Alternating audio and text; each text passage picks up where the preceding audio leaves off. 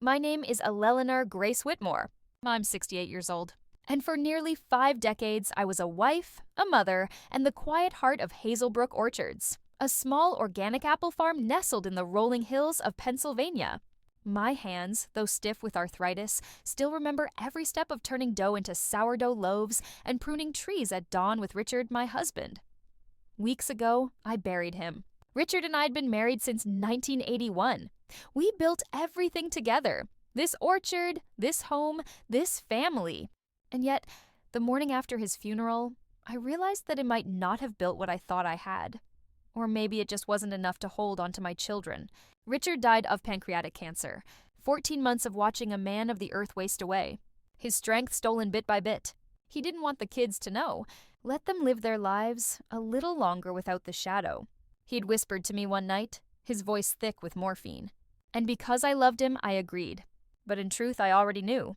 Our children, Darren and Samantha, had grown distant long before the diagnosis. Darren, the eldest, had carved out a fast-paced career in Boston's financial world and hadn't been home for more than a handful of weekends in over a decade. Samantha, on the other hand, floated from one failed wellness business to another, always funded by Richard's savings and always in need of just one more loan. I had hoped that grief would bring them back to the core of who we were, that they would remember the orchard, the family dinners, the love that built this house. But when they arrived for the funeral, I didn't see children mourning their father. I saw professionals calculating an estate. The night after the funeral, I sat alone in the kitchen, staring at the worn wood of our dining table. I told them we could sort through Richard's things together the next day. It was a small gesture, a mother's way of making space for memory. But they had other plans. The next morning, sunlight spilled through the lace curtains Richard and I'd picked out together 30 years ago. We made coffee, the simple kind Richard liked, not the imported blend Darren had brought from Boston, and waited at the kitchen table. They came downstairs dressed sharply, Darren in a blazer. I didn't bother to remove Samantha in a silk blouse and perfectly curled hair. They looked like they were heading to a business meeting, not sitting down to remember their father. "Mom," Darren began, placing his coffee mug down with that same practiced precision I'd seen in his father. "We've been talking." Samantha glanced at him, then at me. "We think it's time to start settling things. The estate, the business, the house." I blinked, unsure I'd heard right. "Settling? It's practical," Darren said. "You can't run the orchard alone in the house. It's big, Mom. Too much for someone your age." My age. The words sat heavy in the room. I had pruned those trees beside Richard through blizzards and heat waves. I had handled payroll when we couldn't afford an assistant, baked pies for fundraisers, driven tractors, delivered crates to food banks. "We want you to be comfortable," Samantha added, her voice smooth like Aisel's pitch. "There's a wonderful retirement community 2 hours south, Sunnyvale Estates. Activities, friends your age." I stood to clear the breakfast plates, needing motion to hide my shishing hands. Then Darren pulled out a folder. "Dad spoke to me about this last year," he said, sliding a set of documents toward me. He wanted Melissa and me to take over. I looked at the paper. It was printed on Darren's corporate letterhead. Richard's signature steady, too perfect looked off. He hadn't written that clearly in months. Not since the morphine. "This isn't from our family lawyer." I said he was lucid when he signed it. Darren insisted. He wanted this. Samantha said quickly, "A fresh start. There's a developer interested. $7 million for Thieland. We'd be set. You'd be cared for. A developer. They wanted to sell Theorchard. Level it. Replace a lifetime of harvests and sustainability, and giving back with concrete and cul-de-sacs." "You're talking about selling your father's life's work?" I said quietly. "Mom, be reasonable," Darren said. "The orchard can't last forever." He felt something rise in me. A slow-burning fury I hadn't touched since I once chased off a fox trying to get into the chicken coop. I looked at both of them, my children, and said with calm steadiness, "Show me the will." Darren hesitated, then pushed it forward again. I didn't touch it. "I'm going to bed," I said. "We'll talk tomorrow." But deep down, I already knew. There would be no tomorrow conversation. They weren't grieving. They were executing a plan. I didn't sleep that night. I lay awake in the bed Richard and I had shared for decades, listening to the creaks in the farmhouse walls and the wind brushing against the apple trees outside. Every sound was familiar. It was the silence in my children's hearts that had become foreign. By morning, the smell of coffee wafted through the house. Not the warm, nostalgic kind, but sharp, bitter, imported Darren's kind of coffee. I moved slowly, my joints aching more from betrayal than from age. When I came downstairs, they were already waiting coats on, suitcase pack. The suitcase wasn't mine. "We packed some essentials for you," Samantha said brightly. "We thought we could drive you to Sunnyvale today. Just to look. You don't have to decide yet." "I'm not going to our retirement community," I said, pouring myself a cup. Darren checked his watch. "Mom, be reasonable. The paperwork is done. We close with the developers next week. You can't stay here." "I've lived here my entire adult life," I replied, voice calm. "This is my home." "It's all of ours," Darren said flatly. "Dad left the business to us. It's time you let go." I stared at him, and for the first time, it truly saw him not as the boy who once followed Richard through the orchard, asking about bees and frost, but as a stranger, a man who viewed me as a liability to be managed. "I need my medication," I said, stepping away. "And he'd like to grab some family photos." Samantha nodded, visibly relieved. "Take whatever personal items you want. We'll ship the rest." Upstairs, I didn't cry. I gathered my pills, but also something they didn't know existed. Behind a panel in the medicine cabinet installed back in the 80s, when Richard worried about burglars, I retrieved my passport and birth certificate. In the closet, he reached behind his old flannel shirts and pulled out a small fireproof box. It was heavy. It held something more powerful than sentiment, a deed, the original deed to 20 acres of land purchased in my maiden name before marriage. Land with water rights, land essential to any future development. When I returned downstairs, my purse was heavier, but my heart lighter. "Ready?" Darren asked. "Sure," I said, allowing Samantha to take my arm. I let them believe I was defeated. We drove past the fields just beginning to bloom. Past the elementary school where I volunteered, past the library where I read to children.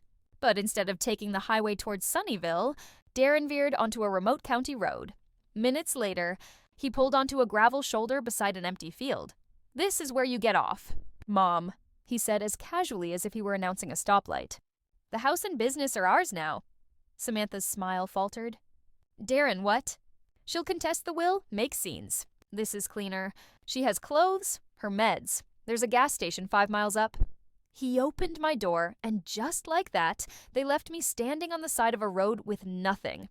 Or so they thought. The car disappeared down the road, leaving a cloud of dust and the smell of betrayal. I stood still, the wind tugging at my coat, clutching the small suitcase they had packed for me. I wasn't afraid. I wasn't broken. I was free. I began to walk, not toward the gas station Darren had so generously mentioned, but toward town, toward my next move. My flats weren't made for gravel roads, and the early spring sun was already warming the back of my neck. But with every step, my purpose solidified. In my purse was everything I needed. My ID, my passport, my medication, and most importantly, the original deed to 20 acres of prime orchard land. Land that Darren and Samantha didn't know existed. Land I had purchased in my own name before Richard and I married. It was a precaution back then, just in case the business didn't survive. Richard had called it our just-in-case safety net. Now it was my lifeline. Those 20 acres weren't just any land. They held the only natural water source on the entire property. Without it, no irrigation. Without irrigation, no orchard and no development. My children thought they'd cornered me, but they didn't understand the soil beneath their feet. They didn't understand the weight of legacy. I did. After nearly 2 hours of walking, my feet were blistered and dotching. But I reached the edge of Hazelbrook and the familiar sight of Miller's Gas and Grocery. It was small, old-fashioned, and unchanged. A place where people still called each other by name and paid in cash. I sat on the bench outside and watched the cars come and go. I didn't look like much, just a tired old woman with a suitcase. But I had something far more powerful than they ever would. The truth. Ray Miller stepped out from behind the counter, wiping his hands on his apron. He'd known me for over 30 years. "Mrs. Whitmore," he said, his brow furrowing. "You all right? You look a little pale." "Just resting, Ray." "Been a long day," I said.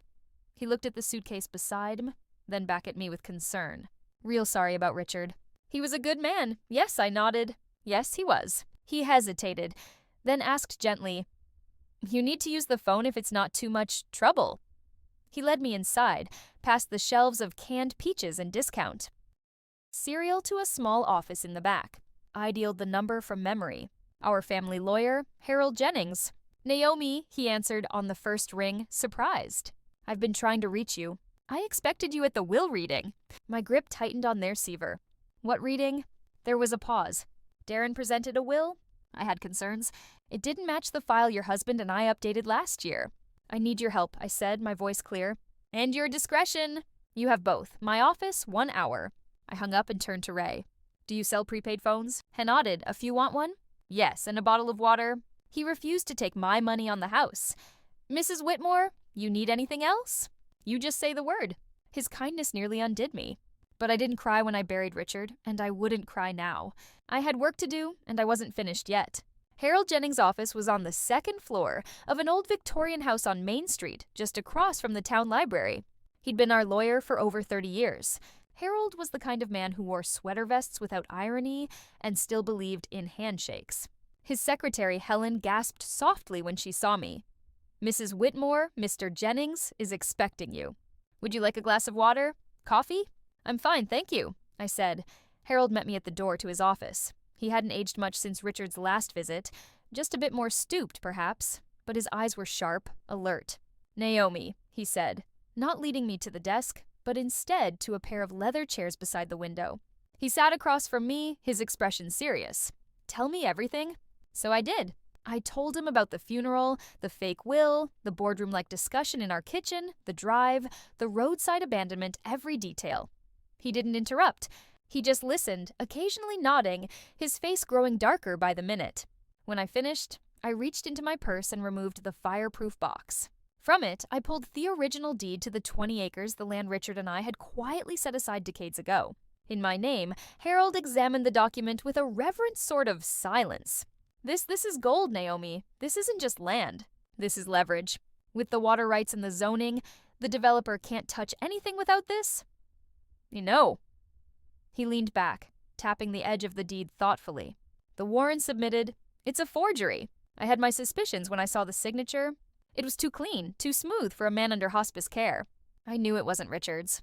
We'll challenge it, Harold said. But that takes time. Meanwhile, we use this.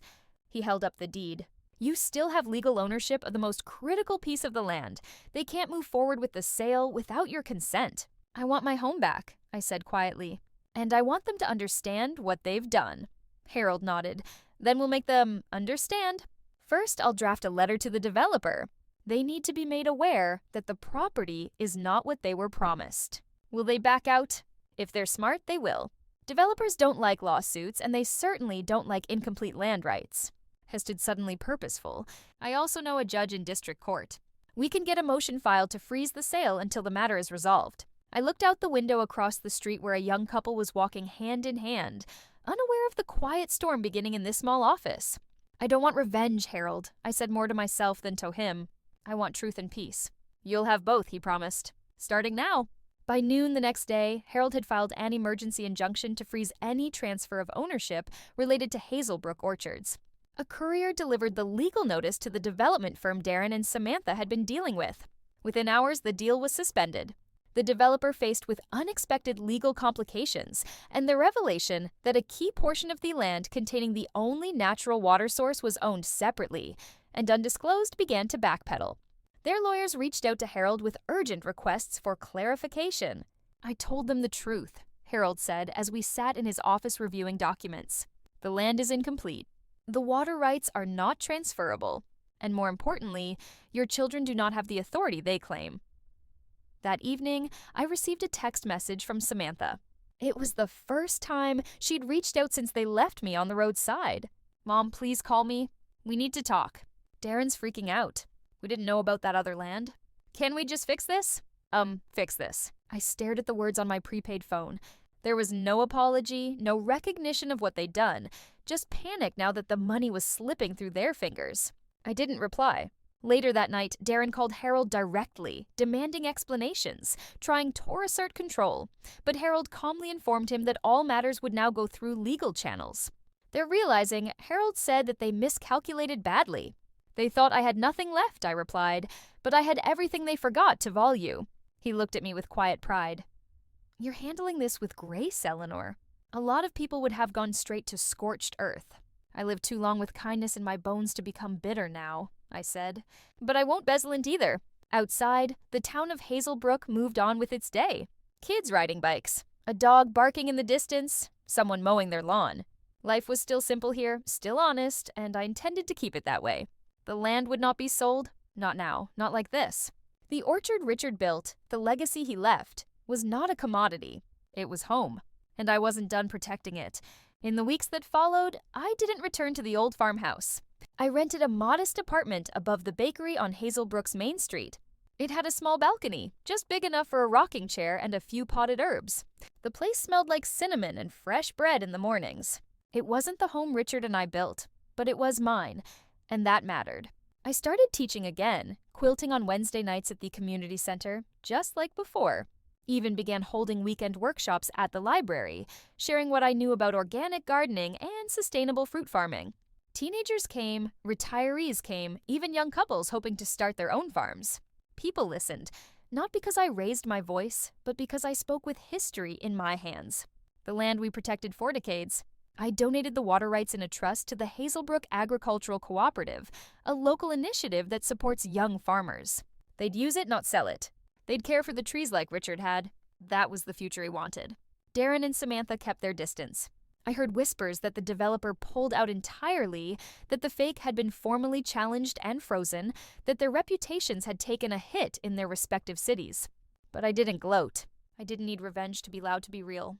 I chose peace, but not at the cost of truth. The orchard remained untouched, blooming as always in spring. And every time I passed by it on my walks, Ismailed not with bitterness, but with the quiet strength of a woman who had reclaimed not just her land, but her voice. They had underestimated me, but I'd finally remembered who I was. You often think back to that moment on the gravel road, standing alone with a suitcase I didn't pack, watching my own children drive away without a second glance. It should have broken me, but it didn't. Because in that silence, I finally heard the truth I had ignored for years. Love is not loyalty without question. And being a mother does not mean tolerating betrayal. Just because you raised the ones who betrayed you. Darren and Samantha believed they could erase me. That because I was older, grieving, alone, I wouldn't fight back. That I had no choice but to hand over everything. But they forgot something. Before I was a wife, a mother, a widow, I was Eleanor Grace, a woman who built something with her hands, her heart, and her mind. And I had never needed to scream to be strong. What they saw as weakness, my silence, my trust, my love was actually the very power that protected me. If you're listening to this and you've ever been cast aside, underestimated, or treated like a footnote in your own life, I want you to hear this. Your strength isn't in how loud you fight. It's in how well you know what you stand for. And when you stand your ground, even quietly, it echoes louder than any betrayal. My orchard still stands. My name is still on the deed and my life. It's mine again. So to anyone who's ever been told this is where you get off, say walk if you must, but don't leave your worth behind. Walk with purpose, walk with quiet power, and when you're ready, tell your story.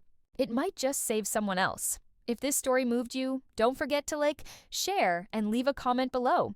And if you've ever been underestimated and found your strength, tell us. Your story matters.